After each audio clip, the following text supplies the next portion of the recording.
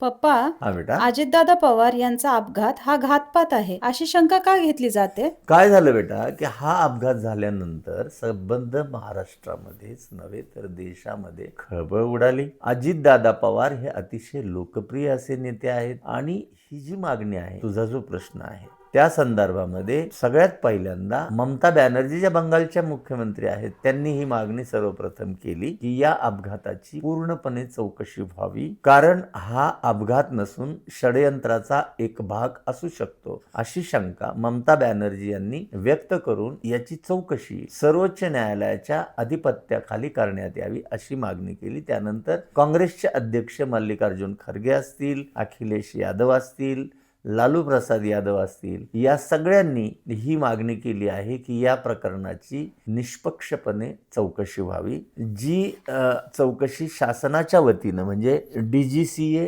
आणि उड्डाण मंत्रालयाच्या वतीनं जी चौकशी करण्यात येत आहे ती न करता निरपेक्षपणे याची चौकशी व्हावी अशी या नेत्यांची मागणी आहे. त्याचे कारण असे आहे बेटा की दरम्यानच्या काळामध्ये जे राजकीय आरोप प्रत्यारोप झाले होते ते आरोप प्रत्यारोप लक्षात घेता या विरोधी पक्षाच्या नेत्यांनी ही मागणी केली आहे. यावर उपमुख्यमंत्री एकनाथ शिंदे यांनी या प्रकरणाची सखोल चौकशी होईल असं आश्वासन दिलं आहे.